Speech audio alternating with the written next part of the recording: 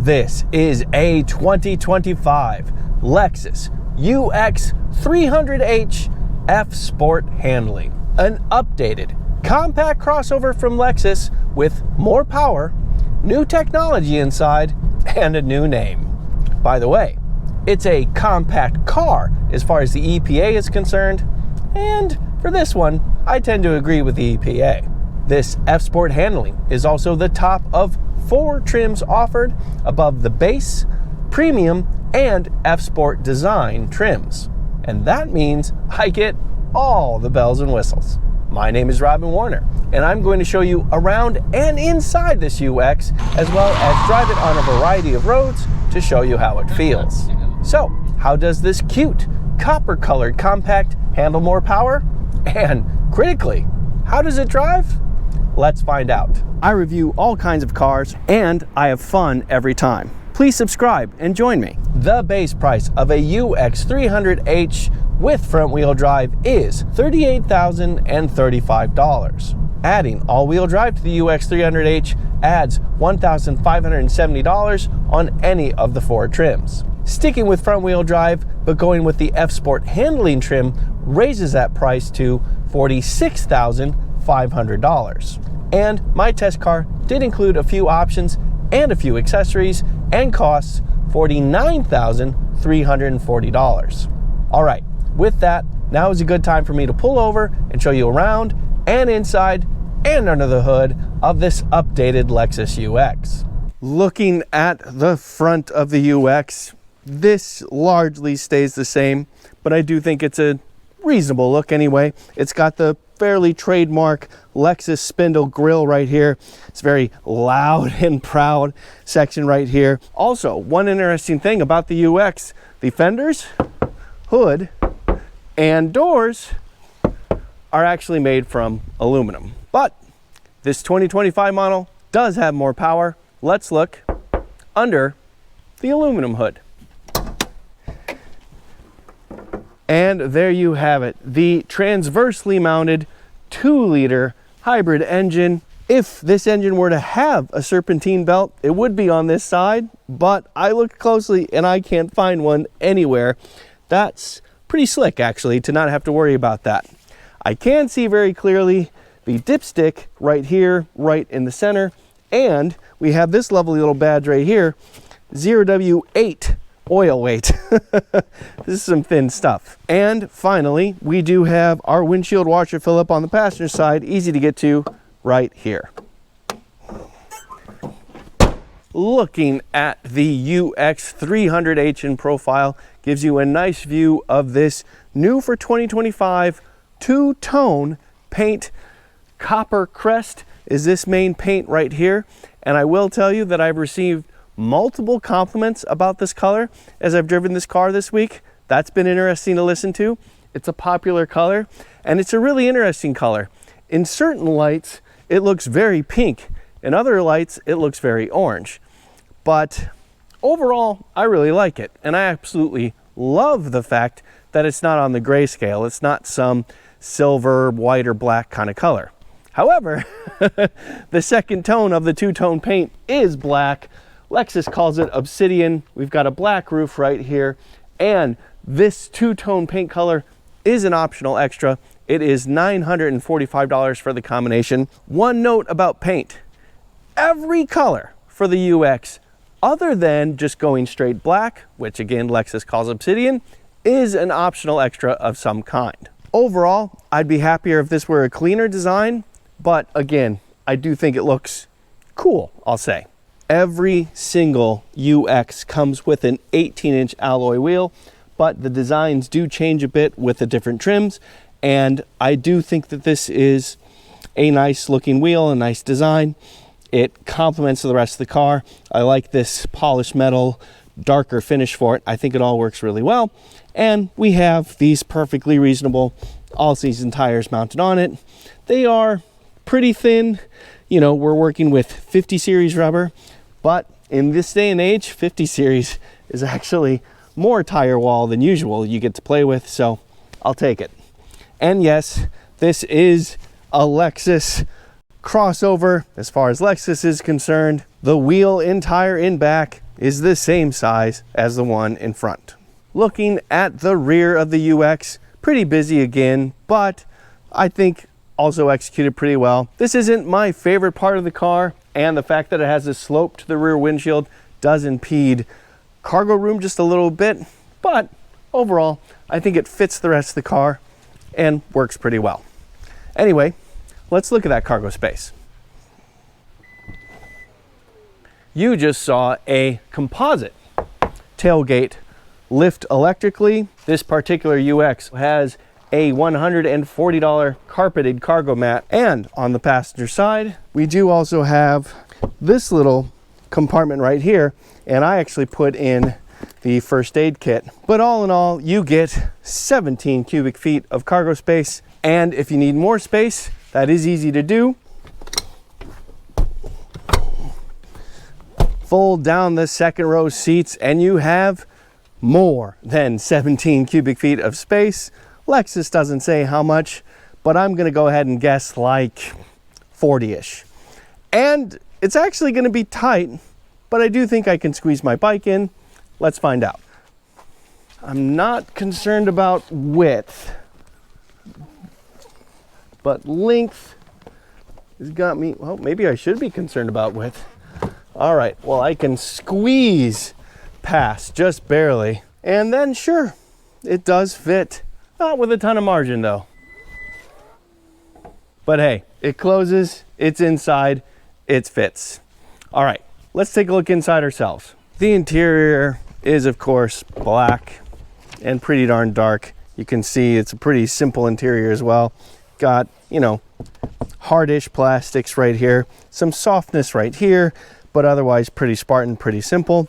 We do have this nice little polished metal kick plate right here, but as you can see, this is definitely a compact space, not a lot of it. The front seat is set to be comfortable for me up front, so we'll see how it is for me in back. You know what? Not so bad. I do have foot room down low, and I do actually have an inch of knee room, and the seat bottoms aren't great, but they aren't bad as well. So seat bottoms are a little bit higher than I expected. That puts me right around a 90-degree bend in my knees. I do also have headroom, and we do have a couple of USB Type-C ports right there to plug into. We do of course also have an armrest with cup holders. So yeah, it's fine back here. Short trips would be no trouble at all. All right, to the front. First of all, we do have the usual controls on the seats right there. We also have the $425 illuminated Lexus kick plate right there. We do also have a power seat with lumbar support. Because this is an F Sport, we get aluminum pedals right there, which look lovely. And we also get this red stitching with our black seats, and they do say F Sport embossed into the headrest. We do also have a few controls to the left of the steering wheel, and the steering wheel itself tells you that it's an F Sport. The steering wheel itself is a nice and small diameter, and as I mentioned, says F Sport at the bottom right here. We do have more of that red stitching on the inside. We do also have paddle shifters, up shift on the right, down shift on the left, and several controls on the steering wheel. These largely control cruise control. These largely control your media options. We have a fully digital 12.3-inch instrument cluster right here, and another 12.3-inch center display. We also have traction control and drive modes right on top, sticking out just below the dash right here. That's an interesting little thing. Personally, I like it.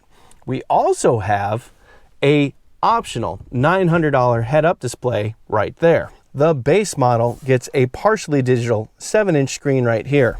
And the F Sport handling is actually the only trim that gets the 12.3-inch screen. Every other trim gets an 8-inch screen. Push button start is right here. And there is the instrument cluster lit up and the center display lit up. This center display does also have wireless Apple CarPlay and wireless Android Auto. Beneath that, we do have a couple more USB Type-C ports right there and the wireless smartphone charging pad right there. This is a $75 option, not standard. We do have a couple of cup holders and then our nice and tidy looking Prindle. Just beneath that, we have our EV mode and brake hold. Next to that, this is where we have our heated and ventilated front seats, which come on the premium and higher trims, and the heated steering wheel, which come on the F-Sport trims. Beneath that is our lower center console storage, but it does come with a neat trick. The button to open it is right there, so you can open it, easy to get to, and then you have another 12-volt port right here and a USB type A port right there. But the passenger side also has a button. You can also open it from the passenger side. Looking up, we do have lights, and they are just touch lights on and off like that, and then controls for our moonroof right here. We do have a manual privacy panel, but it does open and close and tilt electrically.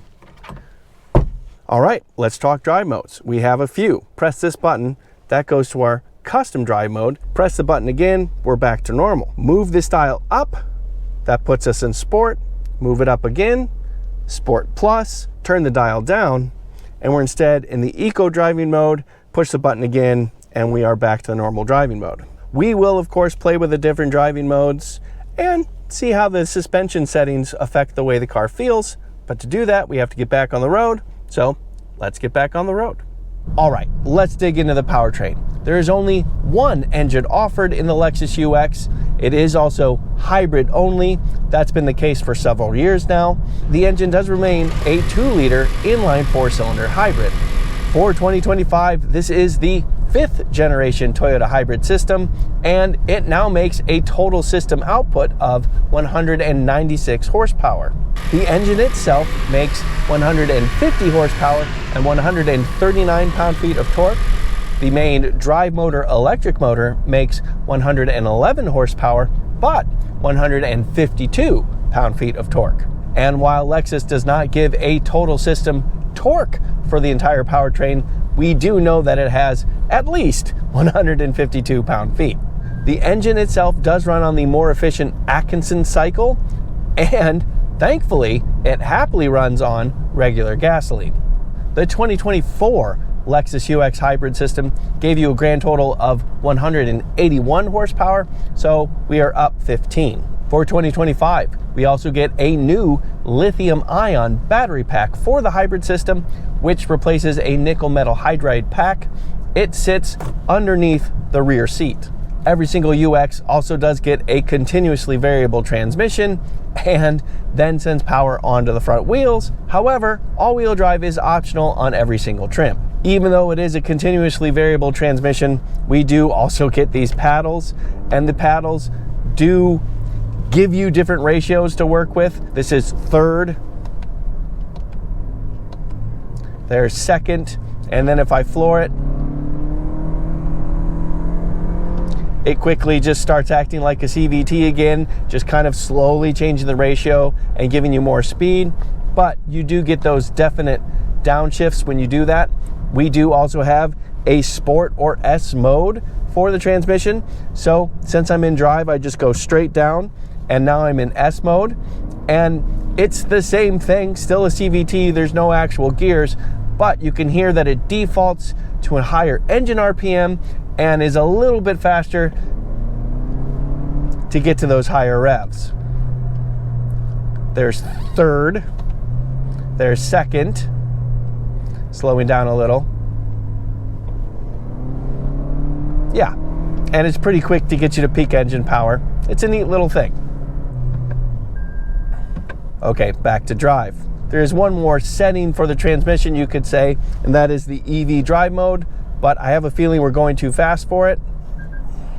Sure enough, EV mode unavailable, speed range exceeded. I can fix that. Okay, now that we're stopped, I am in EV mode, and I have more than a 50% charge of battery. Oh, but look at that.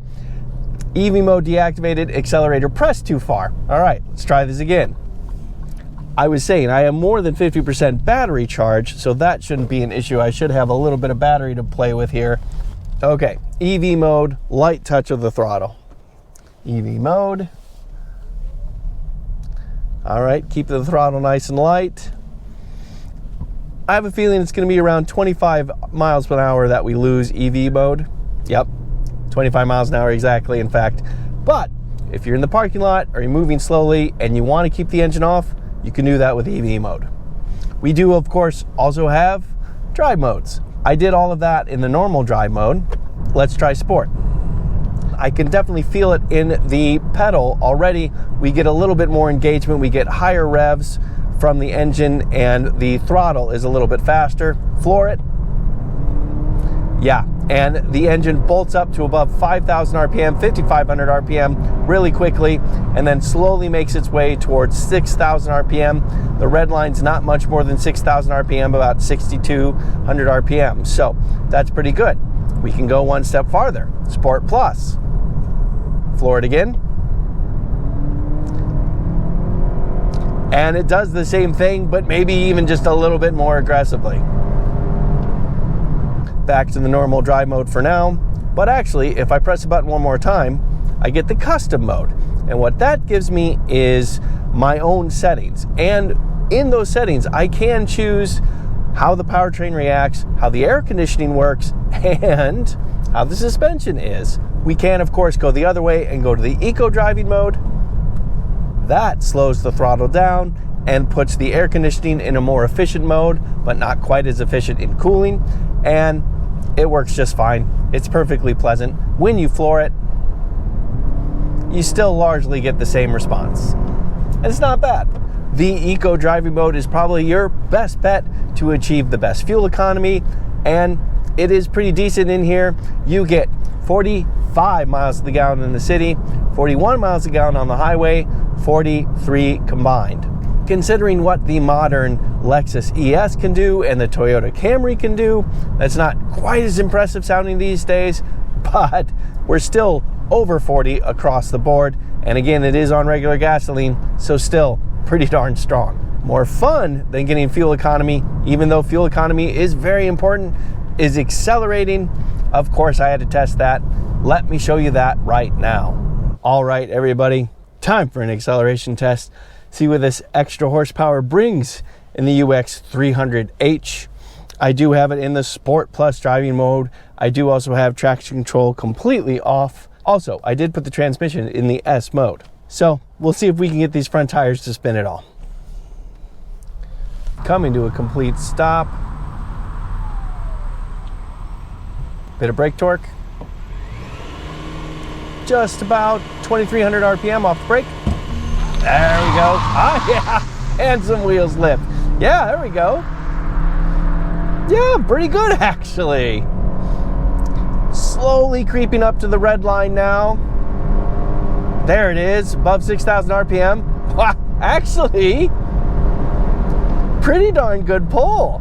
That is better than I expected pull from this cute Ute. 15 extra horsepower being put to good use. The fact that I had the traction control completely off and got a nice hunk of tire spin from the front tires, having the transmission in the S mode got us to the power peak pretty darn quickly, and we just stayed there and cruised. Solid acceleration. According to Lexus, you go 0 to 60 in 8 seconds flat in a front wheel drive UX300H. If you get the all-wheel drive, that drops to 7.9 seconds. All right, let's dig into the chassis. And here is where I get to talk about the adjustable shock absorbers a little bit, because yes, we have adjustable shock absorbers. We do also have the most common suspension setup, struts up front, multi-link suspension in back. It is a four-wheel independent suspension, and it generally behaves itself just fine. We get a perfectly comfortable ride, and it handles all the lumps and bumps in the road without any trouble. Even though it provides a perfectly comfortable ride, the handling isn't that bad. It's not super engaging or anything like that, but it is also totally competent. Turning the wheel, I get a pretty fast reacting front end and not too much body roll from this relatively light, relatively small UX machine. But that's in the normal driving mode. I can put it to Sport Plus and get a firmer suspension. And when I do that, yes, I get heavier steering weight, I get less assistance in the steering, and I do also get less body roll. You can feel that pretty noticeably in this. And even in the Sport Plus driving mode, it's still not that punishing. Were it up to me, this would be the default mode and we'd go farther from here. Critically though, in the normal driving mode, it does still respond reasonably. It is still competent. For a ride-friendly Lexus crossover, I can appreciate that. Besides, what's much more likely than wanting to take the UX on your favorite driving roads? Going on the interstate. Of course, I had to test that as well. Let me show you that. All right, everybody, time for a quick sit on the interstate, and I do have the on-ramp to myself. I am in the normal driving mode, and there's not tons of grip, but it's competent handling, pretty minimal understeer, honestly not bad. Okay, cruise control is set at 78 miles an hour to go with traffic, and I do have the steering assist and all the other systems on. This does have Lexus Safety Systems Plus 3.0. I will go ahead and put what that is up on the screen right now for you to check out. That does include lane tracing assist, and we are going through a curve right now, so I'll take my hands off the wheel. And yeah, Lexus does it as well as anybody. Staying nice and centered in a lane, going around the curve, drama-free. Really enjoy it. The cabin isolation in this car, it's kind of a complicated thing. You got to look at it from two different perspectives. For a premium car, it's a little on the loud side. There is a fair amount of buffeting you can hear around the side view mirrors and the windshield, that kind of thing. So there is a little bit of wind noise. Road noise is not great, but pretty good. From a compact car point of view though, it's definitely above average. And this is on the low end in terms of cost for the premium car. So I think given the size of this car and the fact that it is ultimately a front wheel drive compact car, at least according to the government, it's pretty good cabin isolation. Generally speaking, it's not loud in here. It's certainly quieter than what I would expect from a mainstream compact car. So overall, pretty good.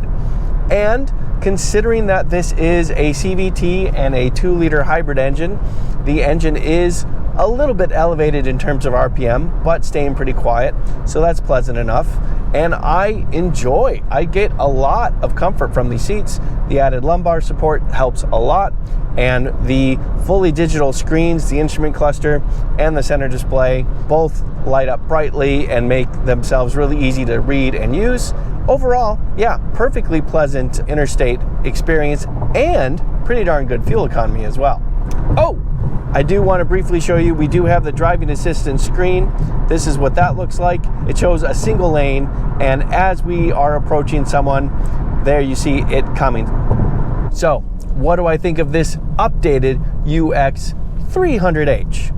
I think Lexus did a lot of good here. Obviously, more power is welcome in the UX, and I'm perfectly happy with the name change to go along with it. Otherwise, it is a nice, neat, tidy, efficient way to get a little bit of luxury in your life without having a big vehicle in your life. What we have is comfortable, nice seats with a little bit of luxury. It is also a nice material. And because we have the F-Sport handling, we have nice big center display screen, 12.3 inches, and equal size for the digital instrument cluster. I always appreciate having heated and ventilated seats to go with the warmer or cooler weather. And yes, heated steering wheel as well. Especially when you live in the northern states, that's always appreciated. It's certainly not the most exciting thing to drive. It's not disappointing to drive either. I really appreciate that I can get 40 miles to the gallon on regular gasoline, and I really appreciate that I can zip around downtown areas, parallel park, find tighter parking spaces, and maneuver with more ease than you would in larger things. And almost anything is larger than this. Like a lot of Lexus products, this isn't an exciting car so much, but it's an attractive car that ticks a lot of boxes and just feels like a really sound, practical decision. Even though I don't love to drive it, I think I would love to own it. I'm Robin Warner. Thank you very much for watching.